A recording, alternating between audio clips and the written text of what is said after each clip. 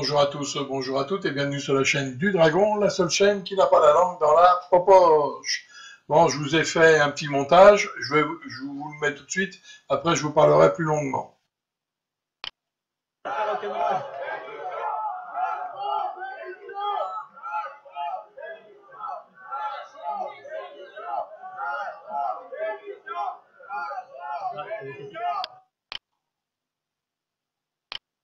Pourquoi vous avez fait ce tweet alors? Pourquoi j'ai fait ce tweet? Tout simplement parce que je suis une maman.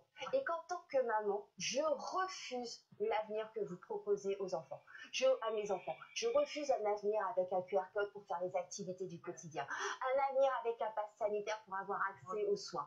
Un avenir où on va les obliger à se faire vacciner avec un vaccin qui subit une enquête aujourd'hui au Sénat pour les effets indésirables. Je refuse que mes enfants, quand ils vont manifester pour crier liberté, on leur envoie les blindés sur les Champs-Élysées. Je refuse que mes enfants, c'est ce qui s'est passé, monsieur. Je refuse que mes enfants, quand ils vont lutter pour leur pouvoir d'achat, comme les Gilets jaunes, on les éborde et ils soient victimes de violences policières, comme ça n'a jamais été autant le cas sous un quinquennat. Je refuse que mes enfants, comme 8 millions de Français, ils aillent à la banque alimentaire. Je refuse que mes enfants... Vous refusez beaucoup de choses. Oui, je refuse que mes enfants voient leurs aînés crever dans les EHPAD et avec du Rivotril. Je refuse que mes enfants soient masqués du matin au soir alors que notre président fait la fête avec le président portugais sans masque et sans geste barrière. Voilà pourquoi je refuse de voter Macron et pourquoi je n'encouragerai pas les gens à voter Macron. Et je vous dis ça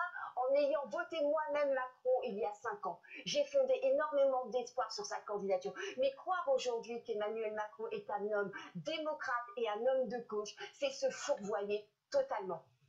Ce que je fais, Eh bien, si c'est le cas, sache que tu es loin d'être le seul. Maintenant, ça va faire 2 ans que j'ai pas d'APL. Et à chaque fois, quand on va sur le site, oui, ma demande est censée être traitée. Oui, je suis censé avoir des paiements. Mais quand on regarde mon compte bancaire, quand on regarde mes paiements sur le site, rien du tout. Alors, pourquoi est-ce que la CAF, la Caisse d'allocation familiale, a autant de mal à verser les allocations? Eh bien, c'est depuis le passage d'une réforme, la réforme des APL, que rien ne va plus. Cette réforme, elle a été pilotée par un cabinet de conseil, McKinsey, un cabinet de conseil dont on parle beaucoup en ce moment. L'État a payé près de 4 millions d'euros. Ce cabinet de conseil était censé faire en sorte de régler les bugs informatiques liés à la réforme, et ça a eu l'effet contraire, comme nous l'a confié une ancienne agent de la CAF qui a fini par démissionner. On voit la précarité, on voit les besoins, on voit l'urgence, on est conscient de tout ça, mais techniquement parlant, on ne peut rien faire. Plus ça va, plus le gouvernement change la législation des prestations, les outils ne nous permettent pas de travailler correctement, et plus cette mission-là, c'est qui est la mission première, on l'oublie. C'est pas possible. Et alors que des milliers de personnes continuent à galérer, beaucoup de précaires, des étudiants, des personnes au RSA, les syndicats de la CAF vont jusqu'à parler de situation explosive, et ils demandent aux autorités une réaction rapide pour régler les problèmes. Mais vous fumez, monsieur. C'est pas du tout le cas. Je suis lucide.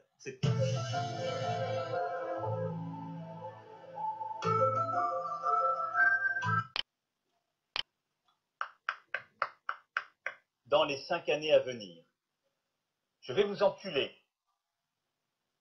en profondeur, avec puissance, plus loin, plus intensif, plus propre, plus souple, de plus en plus. Alors oui, je vous le dis ce soir, j'encule avec sans gel, mais avec classe. Dans les 5 années. Contre le pass vaccinal et le pass sanitaire, vous les abrogez ou vous les maintenez? Alors clairement, je les abroge. J'ai toujours été contre le pass sanitaire, j'ai voté contre à l'Assemblée. A fortiori, j'étais contre le pass vaccinal, j'ai voté contre à l'Assemblée. Ces passes, en réalité, ont été décidés pour des raisons politiques et pas du tout pour des raisons sanitaires. Elle a mis en place une vraie différence d'accès aux droits entre les Français, alors même que sur le plan sanitaire, ça n'était pas justifié. Non seulement je suis pour l'abrogation du pass, mais je suis, je l'ai dit, je le redis, pour la réintégration des personnels soignants, mais aussi des pompiers, mais aussi des militaires qui ont été suspendus parce qu'ils avaient refusé de se faire vacciner et qui sont aujourd'hui encore, malgré d'ailleurs un certain nombre de décisions judiciaires, qui sont aujourd'hui encore sans salaire. Donc je suis évidemment pour leur réintégration immédiate au moment où nous manquons de soignants. Emmanuel Macron vient nous dire qu'il va embaucher 50 000 soignants. La première des choses, c'est évidemment de commencer par rétablir dans leurs droits et dans leur emploi les 17 000 soignants qui ont été suspendus. Le SMIC et tous les bas salaires. Alors, j'ai une proposition simple et incitative à l'égard des entreprises. Donc d'abord, je rends 150 à 200 euros de pouvoir d'achat en moyenne par foyer et par Enfin, ça n'arrive pas tout de suite, ça c'est compliqué. Hein. C'est mettre de la TVA sur l'essence, l'énergie. Non, mais excusez-moi. C'est pas du tout compliqué. Alors comment vous le faites? Je suis désolé, mais baisser la TVA, c'est voter une loi, d'accord? Donc c'est pas compliqué du tout. À combien? À baisser 5, la TVA de 20% à 5,5 sur l'intégralité de l'énergie, c'est-à-dire le gaz, l'électricité, le fioul et le carburant, c'est rendre 12 milliards d'euros immédiatement aux Français. Vous savez que là-dessus, les textes européens ne le permettent pas aujourd'hui. Non, monsieur, tout à fait. Les textes européens le permettent. Vous dites, excusez-moi, quelque chose. Le gaz, non, mais vous dites quelque chose qui n'est pas juste. Donc je suis obligé quand même. les textes européens permettent de passer la TVA à 5,5 sur les. Oui, et vous savez pourquoi? Parce que ce sont des biens de première nécessité. Et à partir du moment où on considère que ce sont des biens de première nécessité, comme d'autres biens de première nécessité en France, on arrive à 5,5 de TVA. Et encore une fois, il n'y a pas que ça. Vous savez que j'ai beaucoup d'autres mesures. La baisse de l'impôt sur le revenu pour les moins de 30 ans, la demi-part pour les veuves, etc. Mais non, vous n'allez pas m'interroger avant que j'ai répondu à votre question. Sur la baisse de revenus pour les moins de 30 ans. Non, vous n'allez pas. Vous n'allez pas m'interroger avant que je réponde. Terminez votre phrase et puis vous poserez la question sur les moins de 30 ans. Donc, ma réponse sur les salaires, augmenter le SMIC, c'est d'abord n'augmenter que le SMIC. C'est-à-dire que si vous gagnez 1 euro de plus que le SMIC, eh bien vous n'aurez pas cette augmentation.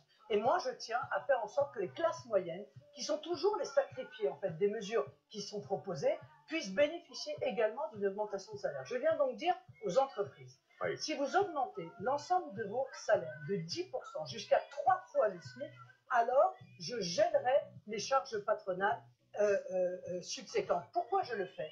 Parce que augmenter le SMIC aujourd'hui, c'est mettre des très petites entreprises et des petites et moyennes entreprises dans des situations qui sont extrêmement compliquées. Parce que l'augmentation du SMIC, c'est pour tout le monde. Et compte tenu des 2 ans qu'on vient de passer et de la fragilisation de notre tissu économique, il y a beaucoup d'entreprises aujourd'hui qui ne pourraient pas faire face à cette augmentation. Donc, je viens les inciter à le faire parce que beaucoup d'entreprises savent aussi que les salaires sont trop bas. Elles ont besoin d'augmenter les salaires. Donc vous faites confiance aux entreprises pour augmenter les salaires en somme. Julien, une dernière question pouvoir d'achat et ensuite ce sera la sécurité. Oui, car je crois qu'elles en ont besoin d'augmenter les salaires. Elles ont besoin d'augmenter les salaires car sinon elles ne trouvent pas de salariés.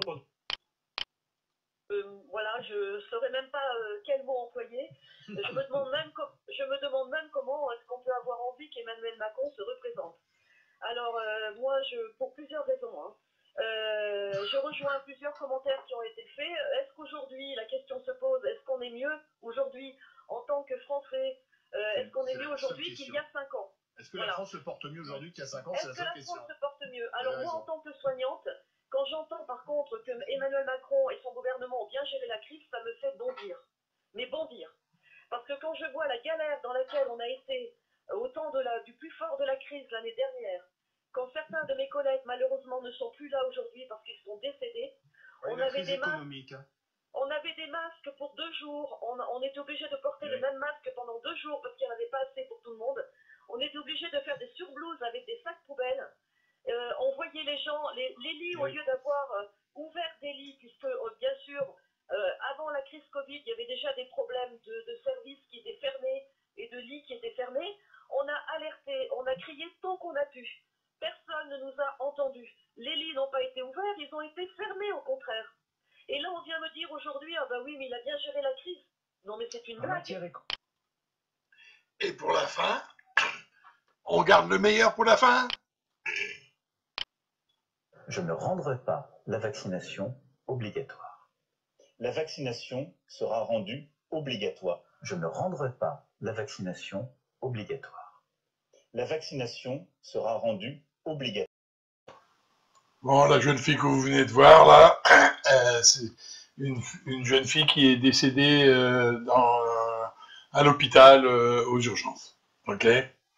Bon, si la famille ou quelqu'un a cru bon de mettre cette voix-là derrière la photo, vous comprenez bien pourquoi. Voilà. Alors, maintenant, ce que je vais vous montrer, oui, c'est si vous votez cet abruti, là, vous allez avoir des effets secondaires. Mais est-ce qu'il n'y a pas eu des effets secondaires déjà? Ah, je vous parle pas de lui, là. Je vous parle de la picouse. Bon, ben, on va regarder ce qui s'est passé au Sénat, hein, puisqu'il y a une commission d'enquête pour les effets secondaires. Donc, vous avez le droit d'en parler et de le dire. D'accord? Et beaucoup d'associations, et là, nous allons avoir affaire à une avocate qui sortait justement du Sénat et qui a discuté un petit peu avec des journalistes pour dire un petit peu son ressenti et le fait que le Sénat les a écoutés. Et vous allez voir tous les effets secondaires. Bien sûr, il n'y a pas que. Il n'y a pas que des effets secondaires au point de vue règles, au point de vue ovaire. Il y a plein d'autres qui ont des effets secondaires. Mais déjà là, il y a déjà une bonne palanquée. Il y a déjà bien. Et si on regarde bien, quand on entend parler les femmes des effets secondaires, alors il y en a que c'est le cœur, mais il y en a, c'est beaucoup ont des problèmes au niveau du vagin. D'accord? Ça, c'est acquis. Seulement, c'est pas l'usine à faire les bébés, là. Et voilà. Et c'est pas ce qu'ils veulent que supprimer de la population et empêcher, justement, d'avoir on va parler sauvage, des bébés, quoi, en plus, mais non répertoriés. Voilà. Je vous ai dit, ils veulent vous mettre une laisse et ils vous mettront la laisse. Si vous laissez faire, c'est ce qui se passera. Ok? Ils vous empêcheront de procréer. Donc, la procréation sauvage, on pourra dire, élevée à la dure, ça va plus exister. Ça sera en batterie, comme le poulet. Voilà. Et on les piquera aux hormones. Et puis accessoirement, avec le venin qu'ils ont. Voilà. Bon, si vous voulez avoir des bébés en batterie, continuez, vous inquiétez pas. Vous allez pouvoir exaucer vos rêves. Vos rêves les plus fous. D'avoir un bébé en batterie à l'usine, sous gigogne, et bien sûr, avoir montré patte blanche pour avoir le bébé. Voilà. Donc, rentrer dans les cases, et vous savez très bien que les cases sont là pour que tout le monde ne puisse pas y rentrer. C'est toujours été comme ça. On met des cases, on met des questions, on met des réponses. Ok? Et il y a toujours un groupe qui ne rentreront jamais dans les cases. Et ceux-là, ça sera les délaissés. Maintenant, si vous n'y croyez pas, on va écouter un petit peu les femmes ce qu'ils ont à dire. Voilà. Et là, déjà, vous allez voir que... Waouh. Maître, vous sortez de cette audition du Sénat qui a duré plus de 2 heures. Voilà, qu'est-ce qu'il en ressort? Est-ce que les collectifs ont été écoutés déjà? Oui, merci de nous donner d'ailleurs aussi la parole et de nous écouter. Les sénateurs et députés qui sont les rapporteurs de cette commission d'enquête ont passé 2 heures à entendre l'association Verity, le collectif Où est mon cycle, parce qu'elles ont de graves troubles menstruels, que ça aille de l'aménorrhée jusqu'à des métrorragies incontrôlables qui entraînent même des hystérectomies. Les hôtesses de l'air notamment qui subissent ce type de troubles ont alerté sur l'impact sur la sécurité aérienne. Certes, il y a eu une déclaration de pharmacovigilance, mais aujourd'hui encore, on attend la réponse et leur avis, parce que faire une déclaration, c'est une chose, mais faut-il encore qu'ils répondent? Où ça va jusqu'à, je dis, une hystérectomie ou finalement des atteintes de la fertilité prouvées, mais réellement prouvées, c'est-à-dire que les femmes avaient fait évaluer leur réserve ovarienne pour certaines qui, par exemple, allaient entrer dans des programmes de FIV. Donc on voit très bien que leur réserve ovarienne a diminué de moitié après cette vaccination. Et ce que nous avons alerté, c'est que les conclusions, elles ne peuvent plus attendre, elles doivent être données maintenant. Il y avait aussi Marc Doyer, Frédéric Beltrat, qui représentait Verity France, qui était avec nous, qui, je pense, ont peut-être la sensation, en tout cas je l'espère, d'avoir été entendu, parce qu'on n'a pas parlé que des problèmes de cycle menstruel. Monsieur Doyer a pu parler de sa femme, de la maladie de Creutzfeldt-Jacob. Moi, ce que je leur ai dit, c'est qu'on attendait une reconnaissance des effets secondaires, une réelle, parce que pour l'instant, pour le cycle menstruel, ils sont absolument pas reconnus, et la majorité des médecins disent encore qu'il n'y a pas de lien de causalité. Donc on attend une écoute également, des réponses, parce qu'il va falloir expliquer à des femmes qui n'auront jamais d'enfants ou à des petites filles qui ont une poitrine atrophiée pourquoi est-ce qu'elles ont une poitrine atrophiée maintenant. Forcément, on a vu des étonnements, mais on parle de cas qui sont tellement catastrophiques que c'est quand même des humains qu'on a en face de nous. Donc voilà, je veux dire, monsieur Doyer, il parle de sa femme qu'il est en train de soigner depuis 10 mois, où il sait que la seule issue sera certainement la mort. On ne peut pas rester insensible à ce genre de propos. J'ai senti en tout cas que leur intérêt était là, vraiment. Après, je peux pas en dire plus, je suis pas dans leur tête, on est quand même en visio, donc on a du mal à ressentir un peu ce que peuvent voir les gens, ce que peuvent penser les gens. C'est pas évident à travers un écran. Ces femmes viennent témoigner des dérèglements qu'elles ont à cause du vaccin. Et cette commission d'enquête du Sénat est très importante. J'en avais demandé une à l'Assemblée nationale, elle a été refusée par la majorité En Marche. Et donc je souhaite que cette commission d'enquête du Sénat fasse avancer les choses sur les effets secondaires des vaccins, qu'on ait une analyse honnête du bénéfice-risque. On n'a pas le droit de mentir. J'attends beaucoup de ces auditions, j'attends beaucoup du rapport du Sénat. Je demande un rapport à l'Assemblée nationale aussi. Il y a le rapport du Sénat américain qui sortira bien un jour. Bref, toutes ces auditions, c'est la vérité qui essaye de se frayer un chemin face à l'océan, face à la masse du mensonge organisé. Hier, j'étais au Tréport. Un monsieur arrive vers moi et me dit « Monsieur, j'ai 40 ans, j'ai fait le vaccin, j'ai eu un AVC. » J'ai été voir mon cardiologue, il me dit « Vous avez un cœur d'un homme de 80 ans. Je ne peux plus travailler, j'ai mes 2 enfants en bas âge. » Voilà, ça c'est un témoignage dans la rue. Donc ce que je veux dire, c'est dire il n'y a rien, c'est pas vrai. Parce qu'il y a une question qui m'a quand même beaucoup étonnée, c'est on a demandé à tous ces collectifs s'ils avaient fait l'effort d'alerter l'EMA ou l'OMS, et j'ai répondu quand même que dans la mesure où l'OMS sur Vigie Access, il y avait plus de 3 500 000 effets secondaires déclarés, que c'était plus que tous les autres médicaments et vaccins depuis 50 ans, on n'a pas besoin de les alerter, ils doivent être alertés eux-mêmes par les chiffres qu'ils ont déjà, et c'est la même chose pour l'EMA, et nous espérons vraiment que ces éditions vont porter, et notamment, je vous dis, pour la santé aussi des femmes, parce que ce sont les plus touchés. Même, certes, il y a les hommes, mais 70% des effets secondaires, ce sont des femmes, et ça porte atteinte à leur fertilité, et c'est extrêmement grave. Nous sommes à la sortie du Sénat, mais vous avez été auditionné en Zoom, tous les collectifs étaient en visioconférence. Comment est-ce que vous interprétez cela? Oui, nous regrettons énormément de ne pas avoir une invitation, une audition, ça se fait in situ, ne serait-ce que par respect pour les victimes, pour leurs paroles. Je pense qu'elles peuvent être honorées d'avoir le droit d'entrer au Sénat au moment où elles parlent justement des circonstances terribles et des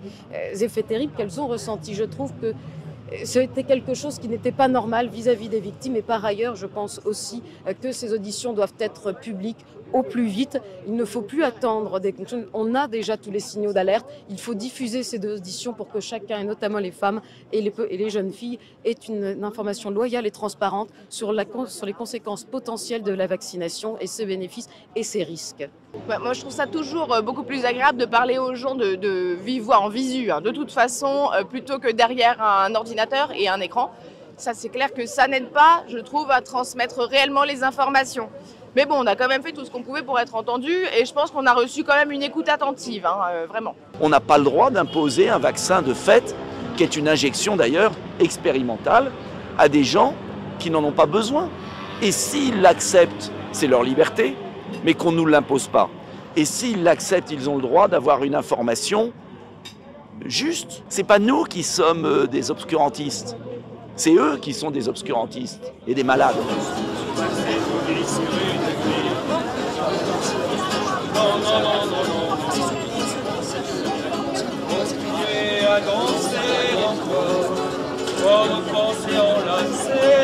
Parmi ces millions de Français qui ont regretté des institutions législatives qui ne les défendaient plus ou qui ne faisaient pas leur travail de contre-pouvoir, qu'est-ce que vous pourriez proposer par exemple pour retrouver un vrai contre-pouvoir? D'abord, ça veut dire chasser les lobbyistes du ministère, mettre fin à tous les contrats McKinsey, mettre fin à tous les contrats d'études, faire une opération main propre. Je ferai une opération main propre. Réintégrer les soignants exclus, supprimer définitivement l'état d'urgence, les passes sanitaires et vaccinales, interdire le confinement dans la Constitution, comme au Japon.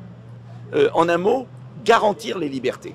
Les collectifs et associations du Grand Est ainsi que tous les collectifs et associations de citoyens, de soignants, de scientifiques de France qui soutiennent depuis 2 ans la démocratie et le système de santé de notre pays, ont décidé de s'adresser à vous pour lancer un appel à la résistance. Macron lutte contre tous les Français. Il a réduit les APL, il a supprimé l'ISF. Au prétexte d'une crise sanitaire déguisée en pandémie mondiale, le gouvernement a décrété le 23 mars 2020 un état d'urgence sanitaire qui n'existe pas dans la Constitution. Alors engageons-nous. La voie des urnes est la plus pacifiste. Macron doit vivre une défaite historique pour le 10 avril. L'abstention n'est pas une solution. Nous devons voter pour un candidat dont l'oligarchie ne veut pas, dont les lobbies ne veulent pas, et qui refuse la marchandisation de l'être humain. Nous devons voter pour un candidat qui a dit non au pass sanitaire et au pass vaccinal. Allons voter. Le pouvoir est dans les urnes et dans la rue. Unissons-nous et exprimons notre volonté citoyenne le 10 avril. Alors, plein d'espoir pour le 10 avril. Plein d'espoir pour le 10 avril, je disais. Et eux aussi n'ont pas été entendus. Et pourquoi? Pourquoi ils n'ont pas été entendus? Bon, alors on a peut-être une petite idée. Hein, je vous ai fait la vidéo, la dernière, en date, sur le Dragon 355. Et bien sûr, je vous ai parlé des votes par correspondance. D'accord? Donc, il suffit d'aller voir et vous allez voir pourquoi. Alors, bien sûr, mais il n'y a pas que ça. Il y a aussi cela. Il faut quand même pas oublier que la majorité des gens sont des cons, quand même. Alors, on va essayer de vous rendre un peu plus intelligent. Nous allons voir un Israélien parler du venin. Du venin. D'accord? Et il y a un petit moment que je l'entends parler du venin. Lui, il y connaît. Ils sont déjà rendus à la 4e. Ils entament la 5e. Hein, on n'est plus à ça près. Hein. Alors, vous avez entendu quand même 3 500 000 hein, d'effets secondaires. Alors, croyez pas que vous allez passer au travers de 3 500 000 d'effets secondaires. Donc, vous voyez bien que plus on vaccine, plus les effets sont là. Hein.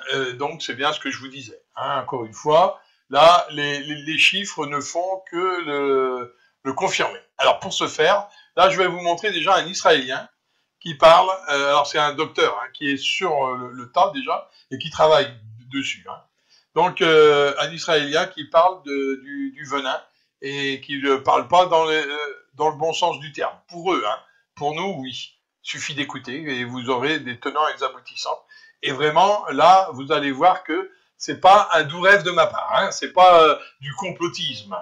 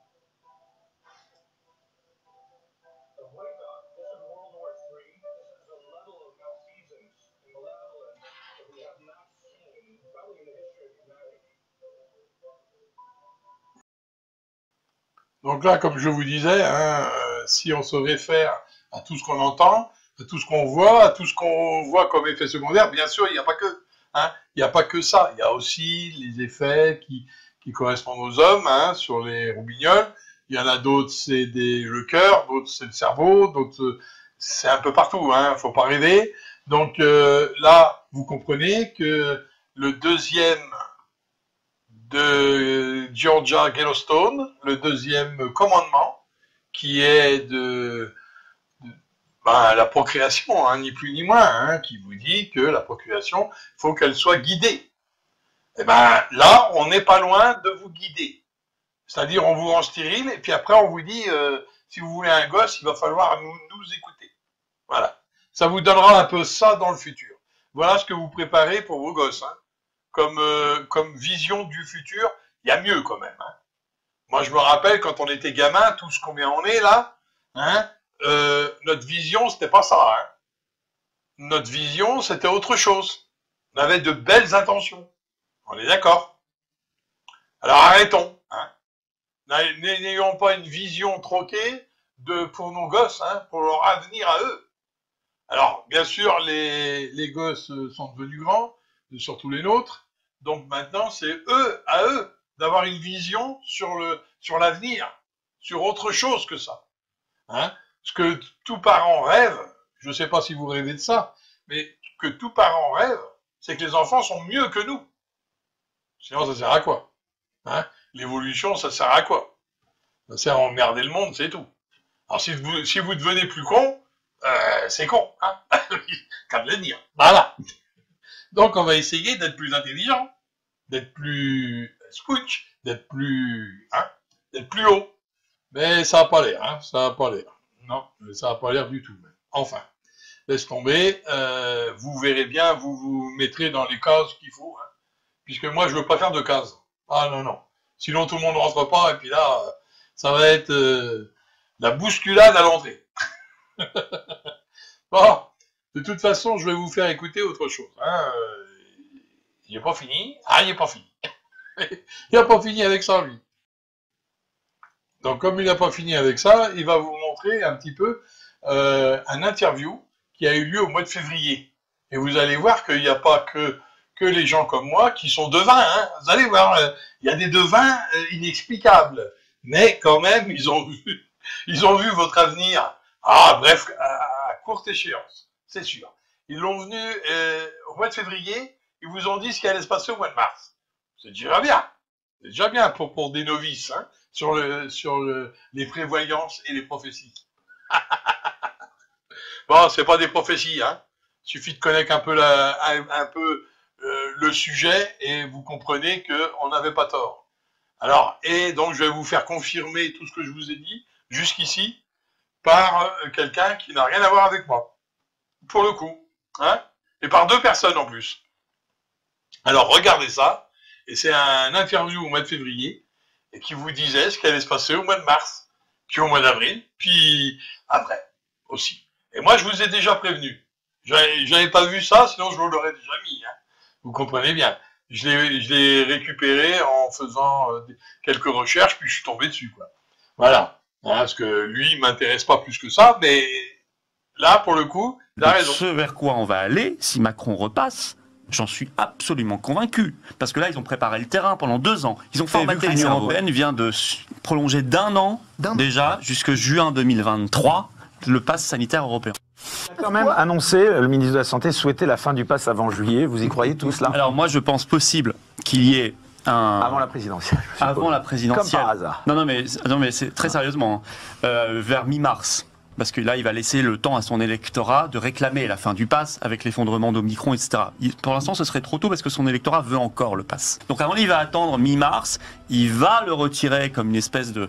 Voilà, vous voyez, on a bien fait puisque la preuve, on peut maintenant s'en passer. Il raisonne toujours dans ce sens-là. Hein.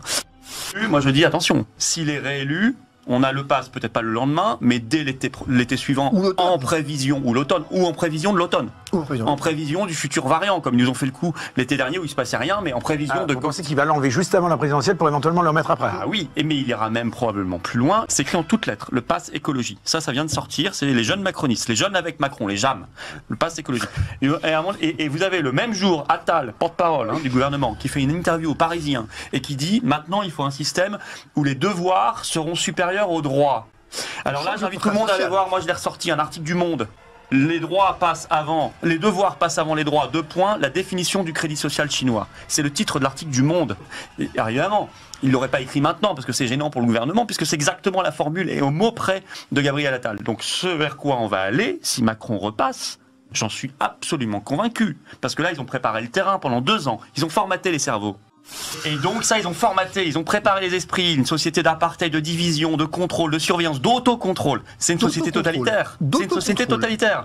Et donc on peut aller derrière facilement vers une espèce de fusion de tous les passes, et ça s'appelle un crédit social à la chinoise. Mais je rebondis sur un mot là-dessus. Ce qui est intéressant dans ce qui est dit là, évidemment que c'est un point de vue que je fais mien, quand je vous dis qu'on a induit un changement de paradigme social, finalement j'avais raison, puisqu'on a changé le contrat social. Quand je vous dis, et qu'il le dit... Il le dit dans la même interview. Mais bien sûr, nous allons changer le contrat social. La première manif que j'ai faite avec les Patriotes, j'avais dit effectivement, dans une interview quelques jours avant au Livre Noir, j'avais exactement dit ça. J'avais dit on a induit un changement de paradigme social, qu'on ne reviendra pas en arrière, qu'on est condamné à une fuite en avant, que ce pass sanitaire, sans aller jusqu'au pass vaccinal, parce qu'il y a une autre option qui m'inquiète, c'est qu'au fond, allez, en fonction de l'épidémie, on est ici un pass vaccinal, mais après, comme on est gentil, on aura un pass sanitaire, avec des tests à 25 balles. Et puis si on est très gentil, on aura des tests payés par l'assurance maladie. Mais j'en veux pas, les tests payés par l'assurance maladie. Le pass sanitaire, avec des tests payés par l'assurance maladie, ou le pass vaccinal, c'est la même chose. C'est une société qui vient, comme je le disais tout à l'heure, revendiquer, assumer la discrimination comme mode de gouvernement. Ça, c'est inacceptable. Bon, bah, je crois que la messe est dite, hein. La messe, elle est dite. Non, vous croyez pas? Bah si, moi je crois qu'elle est dite. Vous aurez droit à tous vos passes, à toutes vos conneries à longueur de journée, si vous ne faites pas attention et si vous votez de travers. Hein, vous votez la trouille, vous votez par peur, vous votez parce que vous êtes lobotomisé, ça c'est votre problème, ok? Mais il va falloir assumer derrière, hein, et assumer vos conneries. Parce que bien sûr, tous ceux qui auront mis l'urne, dans l'urne, le papier, marqué Macron dessus, il va falloir assumer après. Ah ouais? Ah ouais, et si tu crois que parce que tu as voté, il le sait, alors il va t'épargner, bah là tu es en train de te bourrer. Hein. Parce que tout le monde sera lancé à la même enseigne. Tu verras. Ah bah si tu crois pas, attends, t'inquiète pas, ça va venir. Hein, il faut arrêter de croire que non, jamais moi. Jamais toi? Et quand tu vas à la pompe, tu payes pas le même prix que celui de l'Est? Voilà. Tu vois? Jamais toi, tu crois? Bah ouais. T'as raison. Dans la connerie, tu y es, hein. Mais tu y es bien fort, hein. Et quand tu vas dans le magasin, ça n'a pas augmenté. Pour toi, ça n'a pas augmenté. Hein? Non. C'est juste pour toi. Hein? Tu vois le truc, là. Alors, juste pour toi, t'augmentes rien. Ah, c'est beau, hein. C'est beau. Ah, les guignols, hein. Commencez pas, hein. D'accord? Ah non, nous, on craint rien. Ouais, bien sûr. Attends. Puis attends les joyeusetés de la loi du propriétaire. Hein. Oh, mon Dieu. Alors là, tu vas l'avoir dans les reins. Hein. Alors, si tu sais pas ce que c'est, tu vas sur gouv.fr, hein, parce que là, j'en ai marre d'y aller, sur gouv.fr, et puis tu fais loi du propriétaire. Voilà. Nouvelle loi du propriétaire de 2020. Tu vas voir. Tu vas t'amuser. Hein, de décembre. Ouais. Je crois que ça a été fait en décembre, c'était au Sénat le 23 ou 22 décembre, je crois. Hein, et c'est donc ça a dû passer à l'Assemblée depuis. Hein, faut pas non plus rêver. Hein. Mais va voir. Si ça a passé, ça a passé. Hein. Si ça a passé tel quel, alors là, tu peux te faire du souci. Bon, mais toujours est-il que on a encore raison, quoi. Voilà. Bon, maintenant je vais vous montrer ce qu'on aurait pu faire nous avec l'argent. Mais l'argent qui a été volé à la France. Bon, c'est pas moi, hein, c'est comment un journaliste hein, qui va vous en parler, hein, puisque j'ai un interview de ça, et vous allez voir qu'on aurait pu faire beaucoup de choses. Et vous allez voir qu'est-ce que c'est que le Cahuzac, hein, quand il vous dit non, il ne faut pas frauder, et lui il fraude comme un malade. Hein. Alors regardez bien cette capture d'écran, et vous comprendrez que l'argent qui part comme ça, eh ben, c'est pas à notre Gérard avantage. Philo, je crois qu'il boue. Et si je lui donne pas la parole, il va peut-être même c'est exploser. Gérard. tellement pas à la hauteur du problème. De quoi s'agit-il? La fraude fiscale dont on parle en Europe est 2 fois supérieure à la dette de tous les pays de la zone euro. 2 fois supérieure. Il faut comprendre ça pour les Français. Parce que normalement, ça devrait faire la une de tous les médias pendant des jours et des jours. La crise est résolue. Le chômage est résolu. Nous n'avons pas besoin de prendre 9 milliards à la sécurité sociale, 11 milliards aux collectivités territoriales, de baisser de 50 milliards les besoins sociaux dans le budget prochain. Il suffit de reprendre l'argent aux voleurs. Parce que c'est bien de ça dont il s'agit. Il n'y a pas que l'affaire Swiss Leaks. Il y a eu avant 168 journalistes offshore Leaks, il y a plusieurs années. Combien à jour tous les réseaux financiers de la planète? Là, il y en avait 154. LuxLeaks. Celui qui dirige l'Europe aujourd'hui, on ne va pas parler des Belges, on va parler des Luxembourgeois. Il a été 15 ans ministre de l'économie au Luxembourg, puis 15 ans Premier ministre. Pendant ces 30 ans-là, il a blanchi l'argent de 340 entreprises. C'est estimé à un total de 2400 milliards d'euros. Parmi les 340 entreprises, il y a 58 multinationales françaises qui, au lieu de payer l'impôt à notre République, de permettre qu'on aide les chômeurs à avoir du boulot, de permettre qu'on ait de meilleurs hôpitaux, de permettre qu'on ait de meilleures écoles, ils trichent au Luxembourg avec la complicité de Jean-Claude Juncker, lequel dit aux Européens « ayez un budget en équilibre, les yeux dans les yeux, comme Cahuzac, ayez un budget en équilibre ». Et il leur dit « ne dépassez pas ». Pendant qu'il triche et que c'est lui qui fraude sur le budget qui permet qu'il ne soit pas en équilibre. On est quand même dans un système inouï. Je ne sais même pas comment les peuples européens ne se révoltent pas face à ça. C'est dans leur poche. Chaque Français doit comprendre que c'est dans sa poche, que c'est dans ses droits qu'on les vole. Et ces 58 entreprises multinationales, on les dit toujours vive l'entreprise. Philippe, mais celles-là nous prennent nos sous. Gérard Filoche. Vous l'expliquez bien, Gérard. Hein. Gérard, la fraude fiscale, c'est combien? C'est 2000 milliards par an. Écoutez, c'est combien le chiffre? on va prendre le chiffre. Non, le ministre du budget disait pour la France 80 milliards. C'est plus, hein. La dette est 2000 milliards. Ouais. Maintenant, c'est plus avec tout ce qu'on découvre. 80 milliards. Pendant que vous parliez, je faisais un petit calcul. Oh la vache, vous plantez pas, Philippe. Je vais aller très vite. 100 000 fonctionnaires qui gagnent chacun 3 000 euros. Fois 12 mois, c'est 3 milliards 600 millions. Pourquoi on ne dépense pas 3 milliards 600 millions par an pour en récolter 80 si vraiment ce que vous dites est vrai? Moi, je plaide depuis toujours. Non, mais vous êtes au pouvoir, vous êtes au Parti Socialiste. Je vous réponds. Je parle pas. J'ai déjà dit au moment de l'affaire. Je parle à un homme politique qui a des responsabilités. Mais je suis en train de vous répondre. J'ai déjà dit au moment de l'affaire Cahuzac, parce que celui-ci, il était contre la fraude fiscale sur le panneau qui fraudait. Hein. J'ai déjà dit qu'il fallait faire 2000 inspecteurs des impôts. C'est pas le seul chez vous en même temps. Je vous dis, négociez avec les 168 journalistes d'Offshore Leaks. Dites-leur, venez, on va vous donner l'argent qu'il faut. Oui. Parce que vous rapporterez 10 fois plus avec 2000 inspecteurs des impôts, avec tous ceux qui sont au courant. Prenez des informaticiens, prenez les moyens, même les Américains font ça. Ils ont dit aux Suisses, si vous nous dites pas ce qu'il y a dans vos banques quand c'est un citoyen américain, votre banque ne pourra plus venir sur le sol américain. Et d'ailleurs, aux États-Unis, ils l'ont fait. Eh bien, pourquoi on ne le fait pas?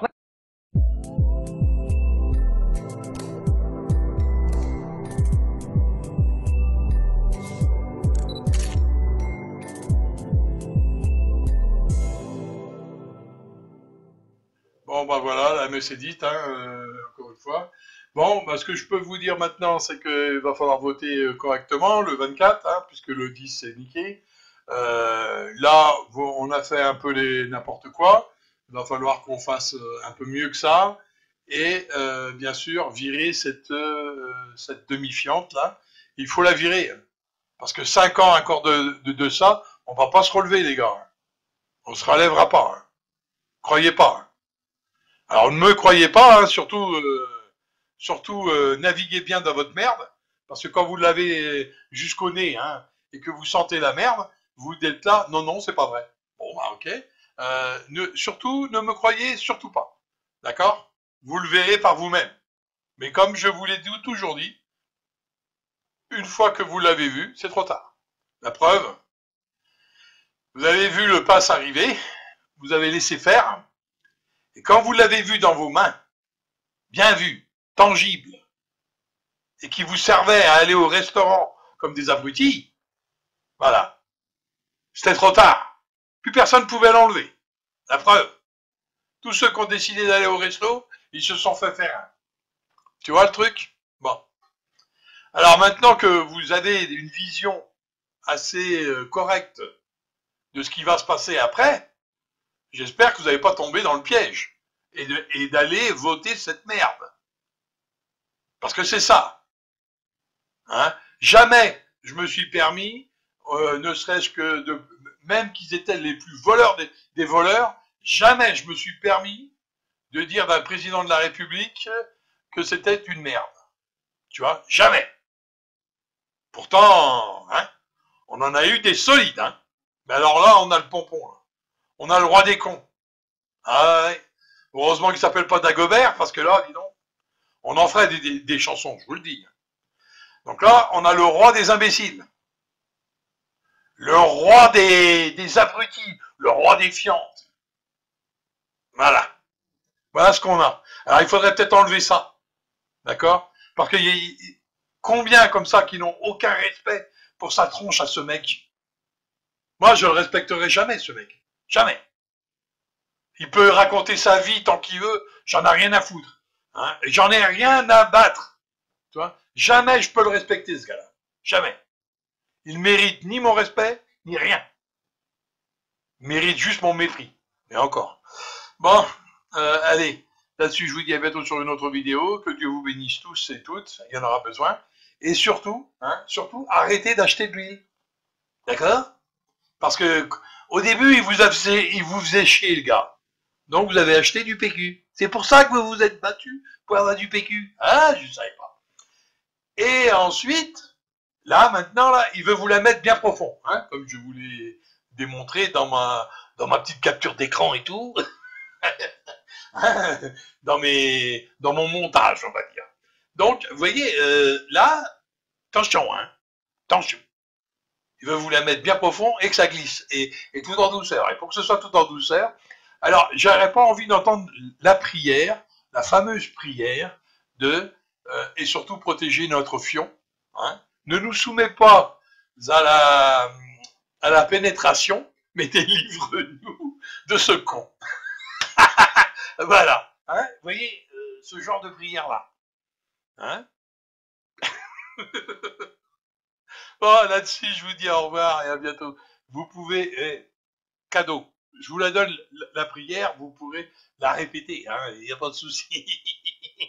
J'ai pas mis droit d'auteur dessus. Il faut quand même pas oublier que la majorité des gens sont des cons.